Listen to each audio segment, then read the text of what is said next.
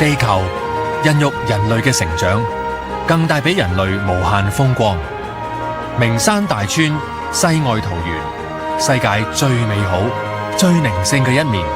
只要用心探索，每一格畫面都值得人類感到自豪，感到幸福。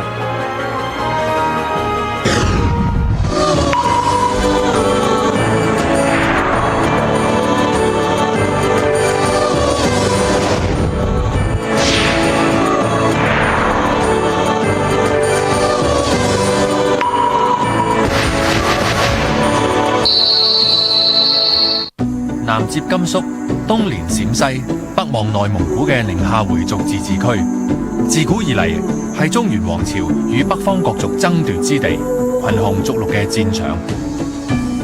西夏王朝更加曾經喺寧夏大地建都立國，濃厚嘅歷史意義造就今日寧夏，遺跡處處，長城遺址，古烽火台，西夏皇陵，別樹一格。今集我哋會回到過去，探訪將近灰飛煙滅嘅種種特殊面貌。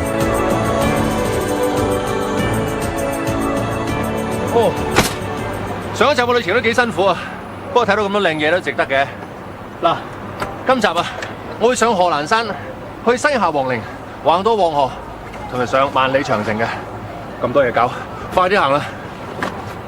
好，我哋就從呢度出發。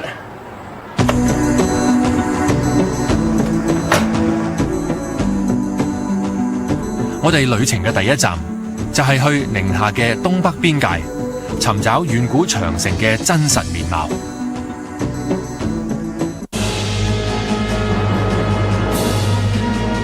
萬里長城延綿起伏於整個中國北方嘅崇山峻嶺之間，由甘肅嘉峪關向東伸延至遼東鴨綠江，長達6700公里，係世界上面最長嘅城牆建築。1987年，萬里長城就成為最早被聯合國教科文組織列為世界文化遺產嘅中國建築之一。好多人心目中嘅萬里長城都係好壯觀嘅，但係其實喺12700里嘅長城裏邊呢，並唔係每一節都係咁宏偉，只係喺北京嘅部分，因為歷年嚟都係保護京城嘅關係，先至得到修葺，所以可以保持到而家嘅風貌。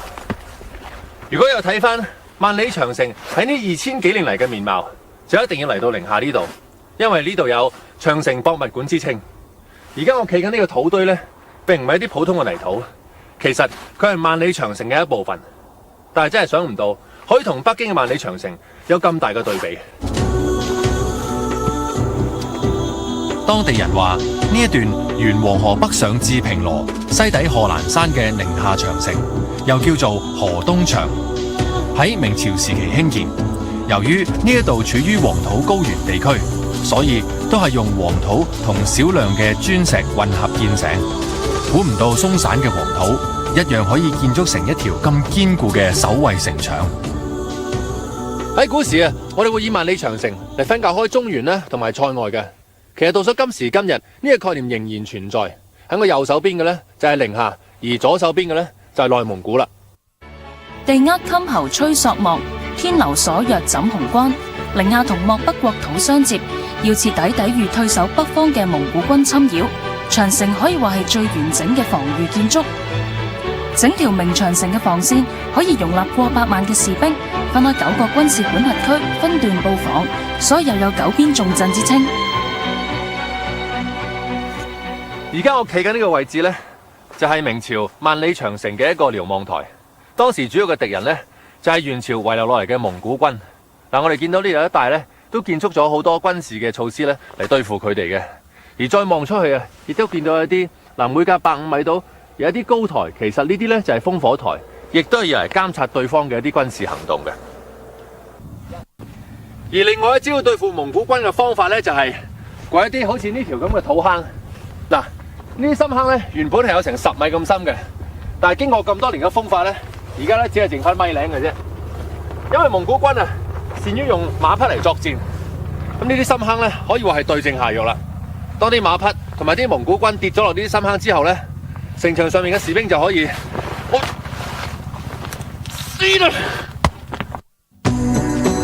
一段已經風化嘅長城，帶俾我一種好特別嘅感覺。雖然而家呢度已經再冇任何軍事嘅作用，但係依然勇敢面對歲月嘅洗禮。呢一條代表住中國人尊嚴嘅精神防線，將會一代一代繼續流傳。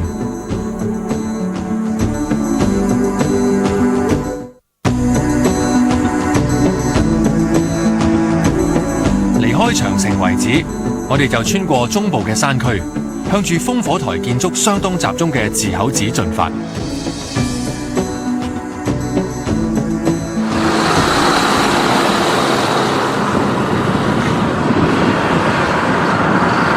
呢度少數民族人口咧都佔1/3，都係回民嚟嘅，咁屬於一個大族。嗱，而家我哋喺南行嘅途中咧，我哋會去到一個回民之鄉。咁喺呢度咧，可以見到全中國最大規模嘅一啲回族嘅建築啦，同埋好有回族嘅特色嘅。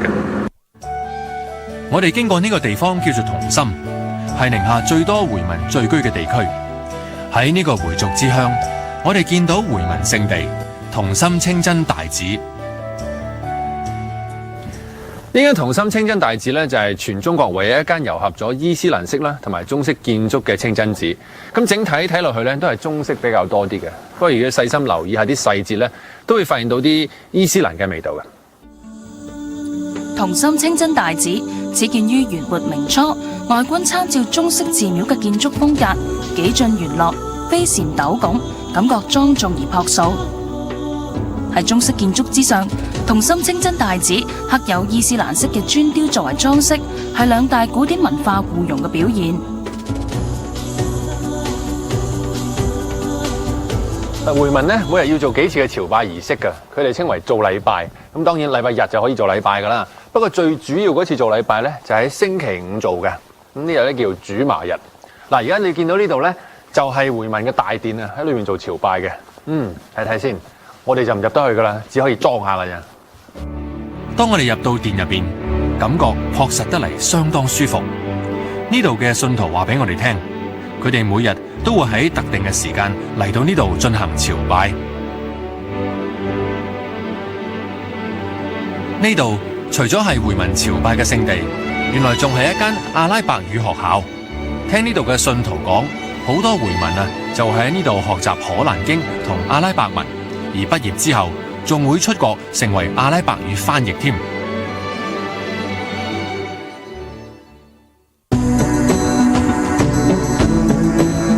離開同心之後，我哋又踏上旅途，去揾我哋期待已久嘅烽火台。望住前面嘅路越嚟越窄，兩旁山勢就越嚟越高，四周圍嘅山好似有一種暗暗嘅啡紅色，外形仲好奇特。原來我哋已經到咗寺口寺。寺口寺面積大約10平方公里，不臨惠陵平原，東望仁川，大河中流，平疇萬畝，得天獨厚嘅地理環境，加上多變罕見嘅地勢面貌，亦都令到寺口寺留下悠久輝煌嘅歷史。當我哋進入咗寺口寺嘅大門寺口寺溝之後，發現呢一度比較人跡罕至，可能係咁嘅關係，反而一啲比較罕有嘅野生動物呢，就經常喺度出沒。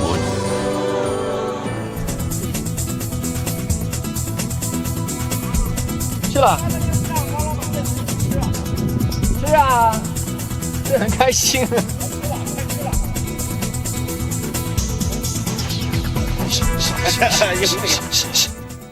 餵飽咗呢班驢仔之後，我哋繼續行程。轉眼間，車路已經去到盡頭。放眼周圍，呢啲啡紅色嘅山壁，同我哋平時見到嘅好唔同。原來呢一啲就係地球上天然嘅丹霞地貌。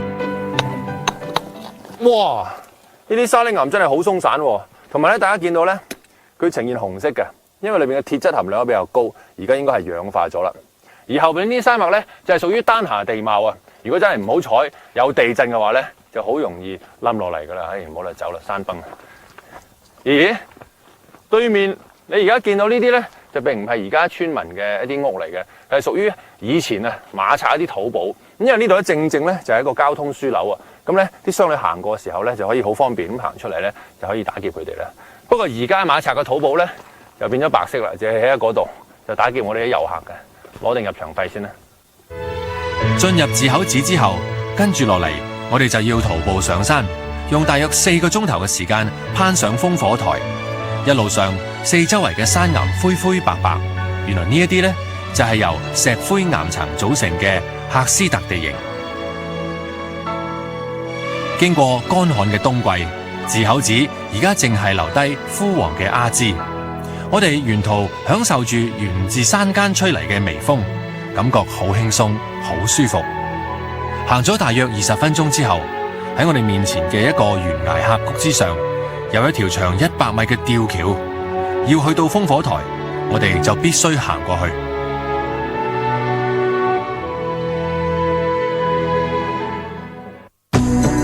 下一節，我哋會挑戰呢一條100米吊橋，仲會攀越險象環生嘅峭壁，抵受西峰頂上烈風凜凜、踏足遠古戰壕遺址嘅烽火台。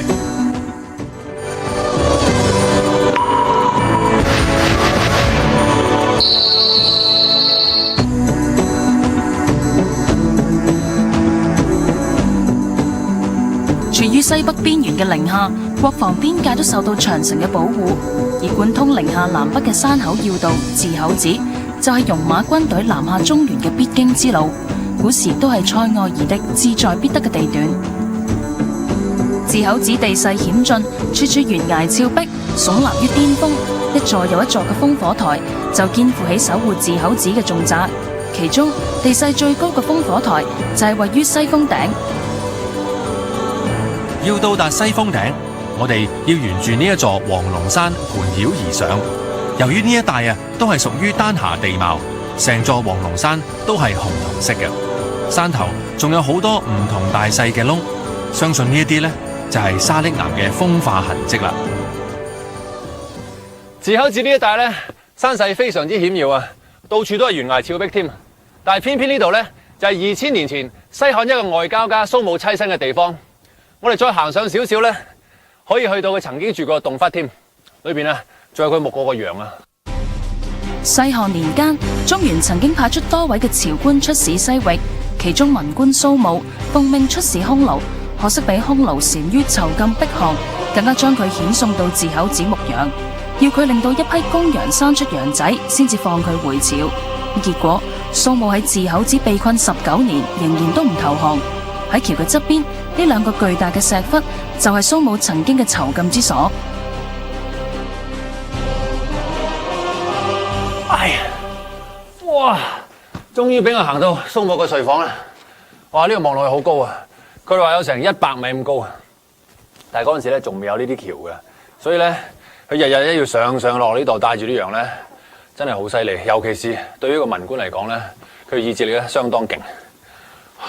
我諗腳瓜啷都唔會收添啊！歷盡難中難，心如鐵石堅。為咗紀念蘇武忠義不屈嘅精神，後世人為佢寫下一首蘇武牧羊詞，令人深刻感受到佢堅毅嘅意志。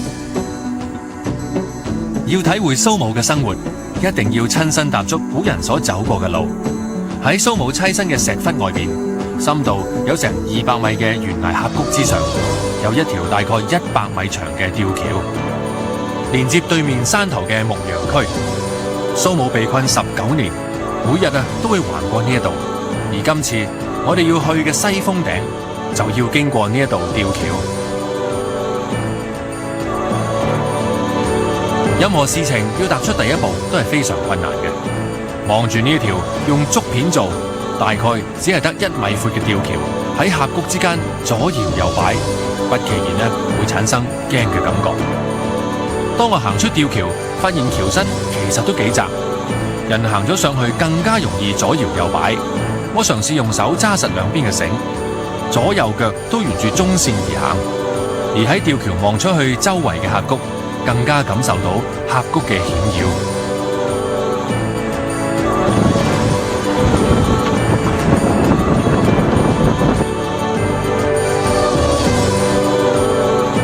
當我哋終於橫過咗吊橋，喺橋嘅另一邊就係蘇武當年用嚟圈羊嘅石窟。喂啊！呢度同阿蘇武嘅石窟遙遙相對嘅咧，就係另外一個石窟，佢專用嚟圈羊嘅。你睇下，哇！成個羊欄喺度啊，幾多？我哋又望下頭殼頂，啲圓形嘅坑紋咧幾特別啊嚇！嗱，其實呢度以前咧叫做北海，喺遠古時期咧應該浸喺水裏邊嘅，所以呢啲坑紋咧應該係水侵蝕而成嘅。哇，幾靚，幾有氣勢，成個歌劇院咁啊！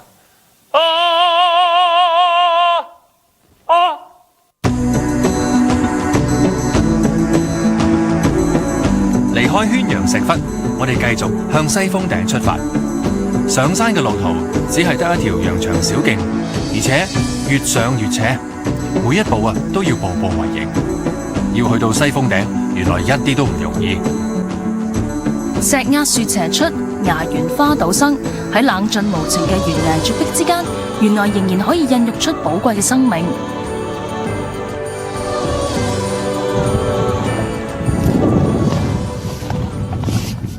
咦？發菜根喎，呢啲黑色嗰啲係發菜根嚟㗎。咦？發菜我都有啲資料喎，好似我記得00年嗰陣時就唔俾摘㗎啦。咁而家摘呢啲發菜咧就犯法嘅，不過我當然唔會摘啦。佢哋話如果摘咗1斤嘅發菜咧，可以令到幾多畝喎？幾多畝話？80畝嘅草原啊，荒廢10年啊！我哋孭住背囊走上呢一條曲折陡峭嘅山路，已經唔係一件容易嘅事。好難想像古人戰時嘅時期，要孭住幾十斤嘅武器翻山越嶺。冇幾耐，我哋嚟到一條依山作石而建嘅古棧道。除咗頭先嘅懸崖峭壁之外咧，呢度仲有好多奇怪嘅地勢嘅，好似我行緊呢條古棧道咧就係其中之一啦。相傳啊，蘇武逃亡翻中原嘅時候咧，就俾啲匈奴追殺，咁咧就追到嚟呢條古棧道嗰度咧，因為呢度窄啊，所以啲匈奴咧可能好似我咁高大，就追佢唔到。同埋啊，當蘇武行過咗呢度之後咧，就唔知點解突然間行雷，就劈爛咗呢條古棧道。咁啲匈奴咧就企喺呢邊扎扎跳，追佢唔到，所以而家咧有條木橋喺度啦。冇幾耐，我哋終於上到一個寬廣嘅山脊地帶。企喺呢一片開揚嘅地方，風亦都特別大，特別凜冽。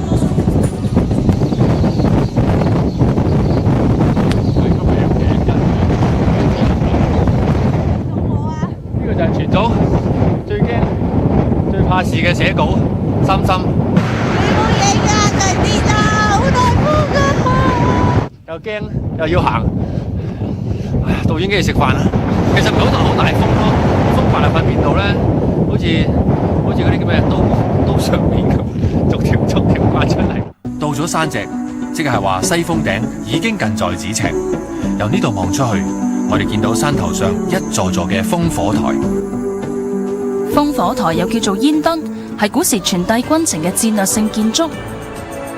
白日登山望烽火，黃昏飲馬傍交河。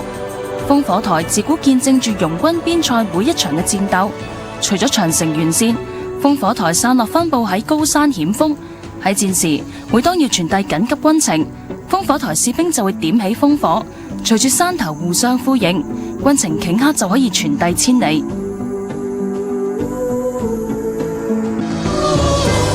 越接近西峰頂，路途就越嚟越陡斜。不過，只要再堅持多一陣，我哋就可以親身踏足烽火台啦。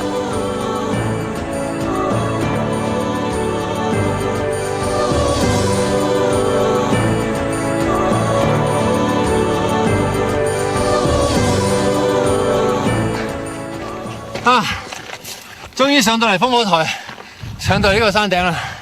不過其實我哋望出嚟咧，好多山頭咧都有烽火台。嚟啊，呢度一個接一個，哇，都幾先進啦！當時起咁多烽火台。好啦，去完成埋我上嚟呢度最後嘅任務啦。相信大家都未見過真嘅狼煙㗎，好啦，就示範俾你睇。不過小朋友唔好學啊！原來烽火都有分兩種。喺日照嘅時候，士兵會燃燒加入咗動物糞便嘅柴草，釋放濃煙表達訊息。呢一啲濃煙呢，又叫做狼煙。而當入黑之後，士兵就會燃燒加咗有火石嘅乾柴，發出通明火光。呢一種呢，就叫做烽火。估唔到一個小小嘅點火程序，都蘊含住古人嘅智慧。當我置身烽火台，點起狼煙，我充分感受到前人孤獨屹立喺山嶺之巔，晝則升煙，夜則舉火，安分咁保衛國家，無私奉獻嘅精神。物轉星移，而家烽火台已經成為過去嘅歷史，但係望住捱過風雨侵蝕嘅長垣，我仍然有一種肅然起敬嘅感觸。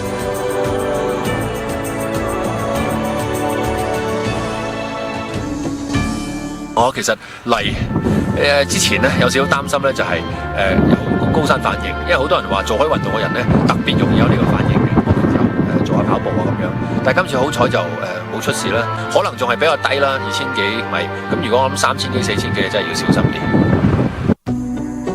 離開字口寺之後，我哋嘅旅程仍然繼續。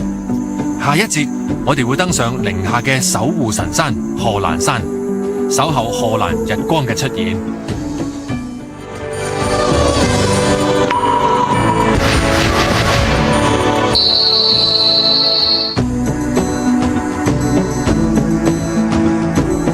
嚟到旅程嘅第2日，我哋又開始新嘅旅程，朝住寧夏嘅第1高山賀蘭山進發。賀蘭山脈由南至北有成200幾公里，景點眾多。今日我哋會先去東部嘅地區，離開銀川大約35公里嘅地方，遠處隱約出現突日高聳連綿千里嘅山脈，呢一度就係賀蘭山。以山勢雄奇險峻見稱嘅賀蘭山，地處漠北草原同中原黃土之間，山脊海拔有2500幾米高，最高峰3556米。地處騰格里沙漠東面嘅賀蘭山，猶如中原一道天然嘅屏障，阻擋西北大漠嘅風沙。賀蘭山下果樹城，塞北江南舊有名。唐代詩人韋嬋就曾經用呢一首詩嚟到形容中原一帶因為得到賀蘭山嘅保護而欣欣向榮嘅意境。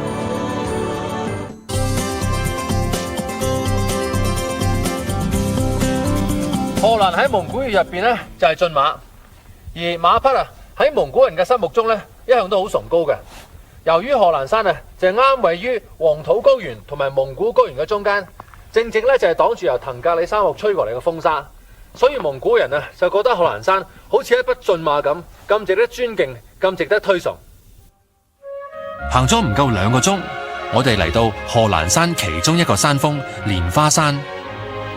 沿路上雖然怪石嶙峋，但係山路唔算難走，而且仲俾我哋發現寧夏5寶之一嘅賀蘭石。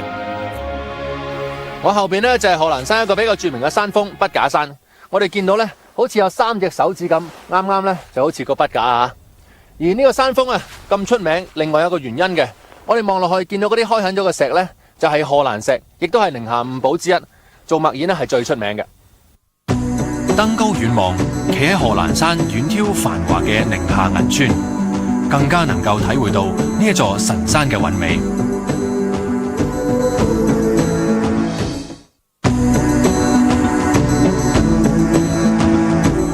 離開蓮花山之後，我哋繼續向住山嘅另一面進發，行咗大約1個鐘，我哋嚟到一個叫做小滾鐘口嘅山谷。依山而建，象徵賀蘭山軍事意義嘅賀蘭廟就喺呢度啦。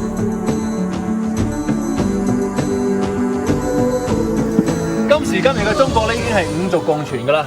不過喺呢2000幾年嚟啊，中原嘅漢人同埋外族人嘅戰爭咧，可以話從未間斷過噶。其中一個最有代表性嘅咧，應該就係數南宋嘅岳飛啦。但佢此次要收復中原，將外族人啊趕出呢個賀蘭山嘅。所以而家遊人嚟到呢度，都會去到賀蘭廟參拜一下岳大將軍嘅。賀蘭山山脈連綿，隘口奇多，具備建立軍事要塞嘅優勢，所以自古以嚟，賀蘭山都係兵家必爭之地。其中南宋名將岳飛，當年為咗驅逐胡虜，更加以賀蘭山為目標，寫下蕩氣迴腸嘅《滿江紅》。駕長車，踏破賀蘭山缺，壯志饑餐胡虜肉，笑談渴飲匈奴血。待從頭，收拾舊山河，朝天闕。喺賀蘭廟，一尊岳飛像，仿佛見證咗當年保衛山河嘅氣概。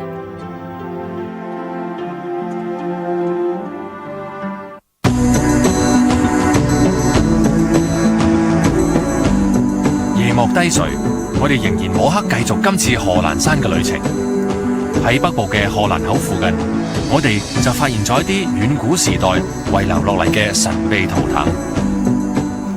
雖然賀蘭山嘅山勢好險峻，但係呢度曾經係西北一帶外族人活躍之地，好似有匈奴、突厥、黨項同蒙古人咁樣。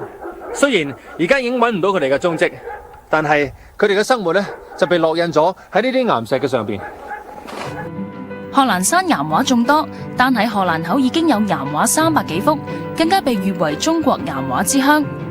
據考證，岩畫最早喺6000年前已經出現，後嚟不斷有人刻畫，而題材多數係反映當時嘅游牧生活。除咗游牧生活嘅岩畫之外，我哋仲發現到一啲神秘嘅人面石刻。呢一幅相當現代化嘅壁畫呢，其實係一個西夏人嘅外形嚟嘅。我哋見到啦，左右邊呢係有鬢邊嘅，而上邊呢仲束起一執頭髮。咁左手邊嘅西夏文字呢，雖然唔明佢點解，但係呢，我哋都睇到佢係類似漢字咁，會用到部首嘅。而右上角呢一個字呢，考古學家認為就係一個佛字嚟嘅。考古學家考證，西夏人崇拜太陽，呢一幅就係傳說中太陽神嘅岩畫。據講，西夏自從俾蒙古滅絕大屠殺之後，幾乎所有文物都被破壞，而一度繁榮嘅西夏文明就從此消失。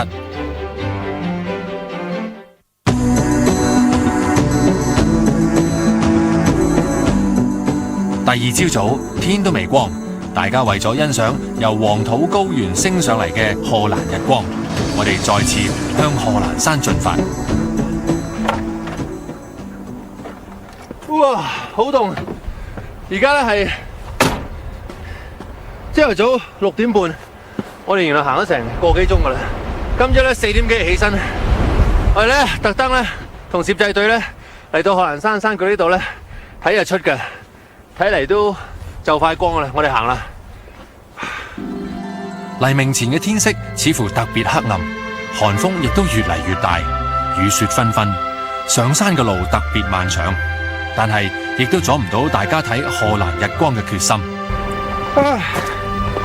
哎呀，好啦，我而家咧就上到賀蘭山一個支脈蓮花山嘅差唔多山頂啊！呢度咧有2100米高。嗱，我哋遠望過去嗰度咧，依家隱約仲見到少少燈嘅，嗰度就係銀川啊！啲人仲未起身啊，陰公啊！不過咧，聽人講咧，喺銀川啊，喺呢一度睇日出咧就1個頂2個瓜噶啦，嚟噶，報住佢。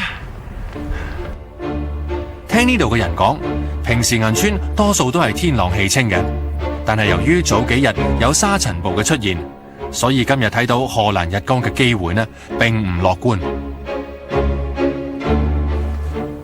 哇，個天係差唔多光晒啦，但係對面煙霞真係好厚啊！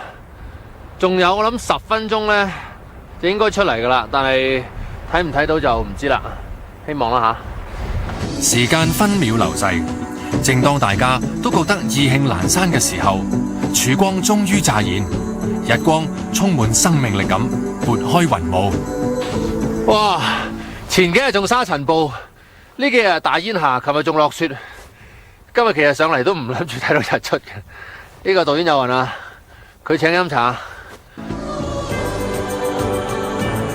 星月掩映雲同龍，杲杲寒日生於冬。冬日嘅曙光永遠動力無限。呢一刻，風笑雪雨戛然而止，平原上煙霧消散，露出金光一道嘅黃河。呢個景象就係賀蘭山奇觀之一嘅黃河金帶。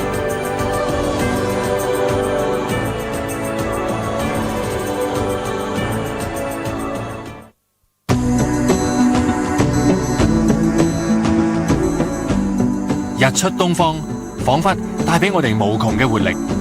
我哋經過賀蘭山東麓之後，我哋向住賀蘭山主峰下有萬壑松濤之稱嘅森林進發。行咗大約30分鐘，我哋終於見到賀蘭山嘅主峰敖包屹達。敖包屹達係賀蘭山嘅主峰，海拔3556米，騰雲駕霧嘅高山，居高臨下，屹立於群山之上，紅旗俊俏。呢個叫做蘇峪口嘅森林，位於青松嶺嘅下方，係登上奧巴壓達嘅必經之路。呢個森林面積有成2萬公頃，入邊林海連綿，所以亦都係野生動物嘅天堂。沿住呢度爬上去係可以去到賀蘭山最高嘅奧巴壓達峰嘅，不過呢，要行成日嘅時間，而且呢度面積好大，樹林亦都好茂密，所以好多人呢都試過喺度蕩失嘅。聽講呢度仲有野狼添。喺森林入邊行咗1個鐘頭，雖然呢就冇遇到咩野生嘅動物，但係就俾我哋發現咗一啲大自然送俾我哋嘅禮物。喺不同高度嘅賀蘭山呢，都有不同嘅風貌嘅。嗱，喺1500米左右呢，只係得啲碎石同埋一啲旱生嘅植物啫。嚟到2500米，即係呢度度呢，因為空氣比較濕潤啊，你會見到呢度係佈滿油蟲啦，同埋山羊林嘅。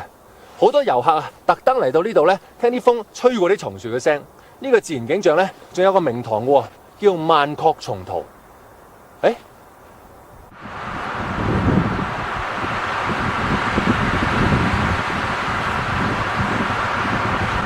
雲影花光乍吞吐，松濤岩流互圈爭，松濤爭圈，猶如森林大合唱。從遠方嘅松樹開始，一層一層開始和唱，呢一種嚟自大自然嘅天籟之音，就好似浪濤一樣，此起彼落，萦回千里。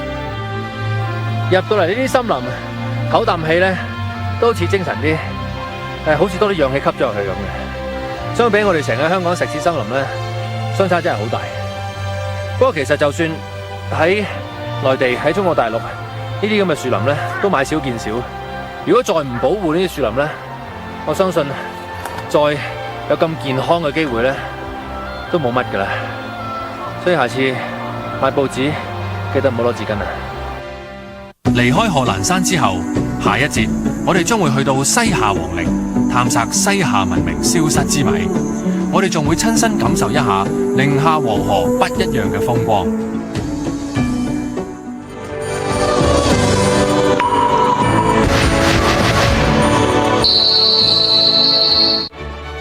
寧夏除咗地勢面貌多變，歷史意義亦都相當深遠。喺宋朝期間，顯赫一時，被譽為神秘王國嘅西夏王朝，就係喺今日嘅寧夏首府銀川定都立國。現時位於銀川市附近嘅西夏皇陵，就成為咗西夏王朝最重要嘅遺跡。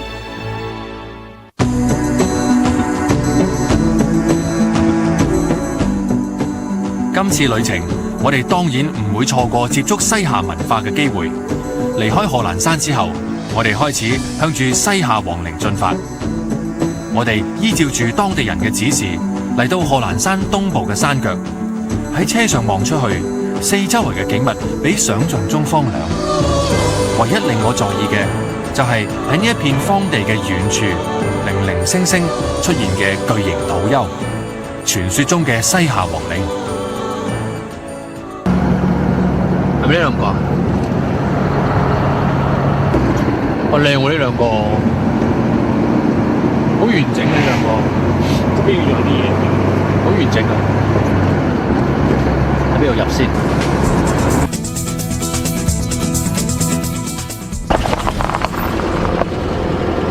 而家咧，我位置就喺賀蘭山南部嘅山腳，前面呢兩個咧就係西夏嘅皇陵。嗱，根據考古學家嘅資料咧，呢兩個皇陵應該就係西夏王朝第一個皇帝同埋第二個皇帝嘅墳墓嚟嘅。我哋行前啲睇下。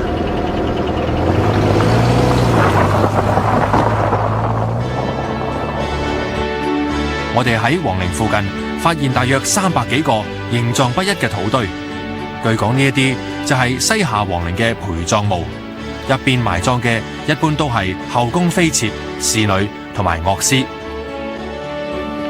一般皇陵嘅台階都會刻有一啲力士啊或者係猛獸喺上邊，但係喺西夏皇陵呢度，我哋就見到一啲女性形態嘅雕塑。其實咁樣係因為西夏王朝呢係一個母系社會，所以佢哋對於女性呢係特別尊崇嘅。穿過原來用嚟祭祀嘅獻殿位置，我哋終於可以近距離咁接觸西夏皇陵。據考古學家研究，喺西夏皇陵嘅陵園範圍入面，一共發現9個皇陵，而每個皇陵都有一個山丘一樣嘅圓錐形靈台，反映西夏帝王信奉天圓地方、天子為圓嘅理論。由於靈台形象酷似埃及嘅金字塔，所以佢亦都有中國金字塔之稱。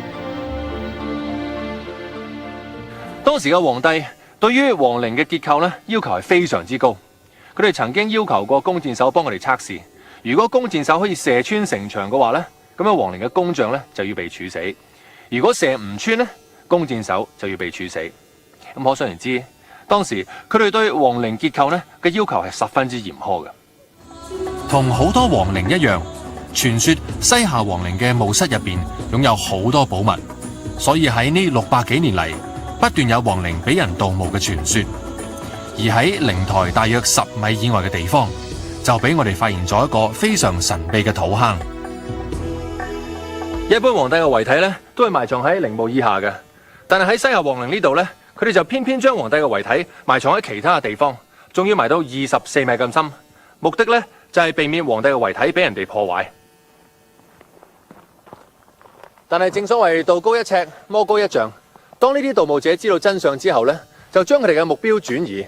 嗱，而家呢個窿呢，好有可能就係啲盜墓者曾經挖掘過皇帝遺體嘅一啲證據。夕陽西下，映襯屹立不倒嘅西夏皇陵，就好似意味住西夏王朝喺歷史嘅洪流之中，已經漸漸被淘汰，漸漸被遺忘。無論過去有幾多豐功偉績、風光一時，都總會有走到終點嘅時候。同樣，今日我嘅旅程亦都走到終點，聽日又會有新嘅開始。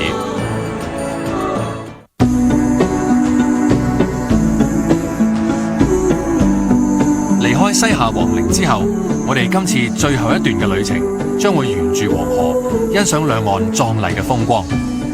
我哋首先嚟到黃河流經寧夏嘅第一個縣中衛，喺呢一個叫做孟家灣嘅地方，黃河形成一個彎曲嘅 S 形。呢一個咁獨特嘅景象，當地人呢就叫佢做黃河拐彎。被中國人視為母親河嘅黃河，流經中國多個省份，孕育中華民族4000年嘅文化。由於河水洶湧湍急，自古以嚟黃河帶嚟嘅洪災對人命財產造成莫大嘅傷害。但係喺寧夏呢一度，黃河就罕有咁流勢平緩、蜿蜒坦蕩，所以當地人又有天下黃河赴寧夏呢個講法。喺呢度，我哋除咗欣賞到黃河拐彎之外，仲發現咗一種古老嘅水運工具——羊皮筏。終於都可以置身黃河。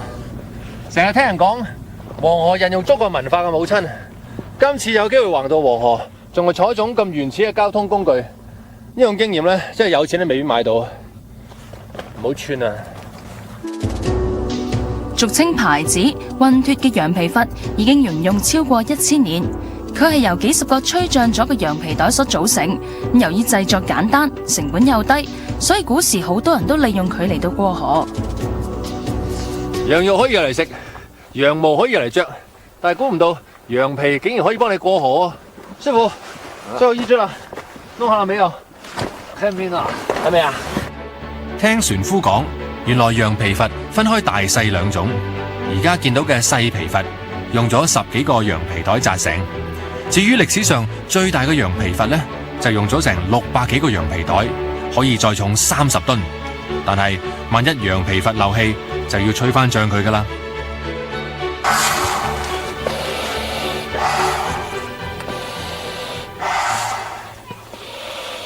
好夠中氣。啲人成日話吹牛，其實講吹羊都得噶，因為羊皮、牛皮都可以做筏噶。嗱，因為吹脹一個皮囊咧，要好大個力氣嘅，唔係得個講字嘅。所以以前啲人就會話：你咁叻，你去吹脹個皮囊睇下扮。好，師傅，我們出發啦！好。坐住羊皮筏喺黃河上面飄蕩，原來比想象中嚟得平靜。睇住呢一啲由青海啱啱流落嚟嘅黃河水，由於仲未同黃土高原嘅泥土混雜，所以仍然相當清澈。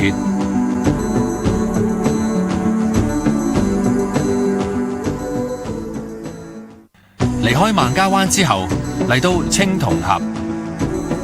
青銅峽高峽峭壁雄踞兩岸，自古以嚟已經有小三峽之稱。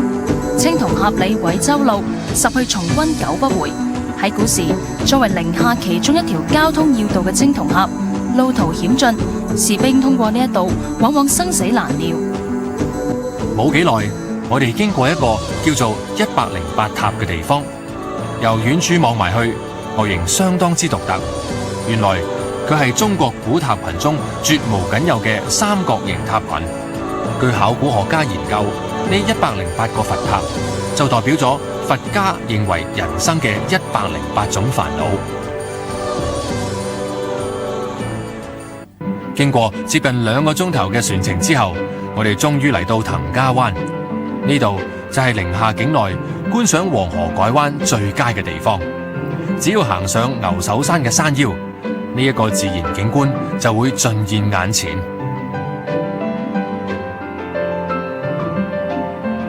嗱，喺寧夏裏邊啊，黃河拐彎係特別多，令到個水流變幻，唔似得黃河下游啊，水流比較快，而且容易發生泛濫。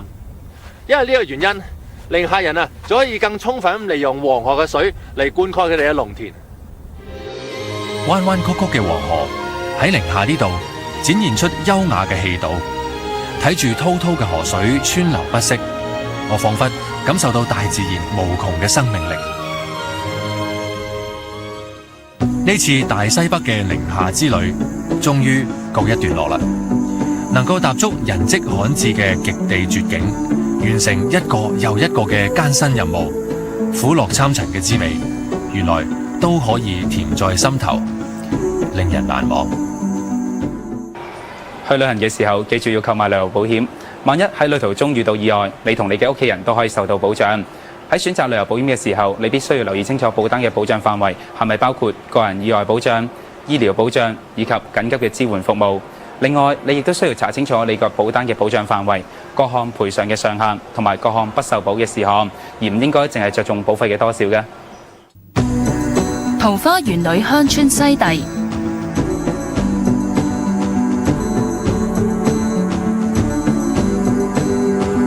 中國畫裏鄉村宏村。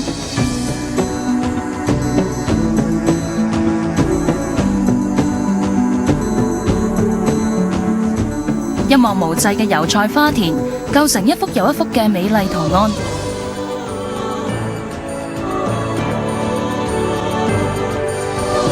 大家好遠望到咧，嗰邊就係宏村啦。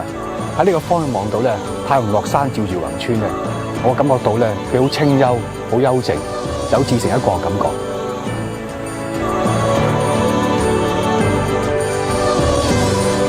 走入逐漸淹沒嘅世外桃源，親身感受世界文化遺產嘅魅力。下一集繼續從香港出發。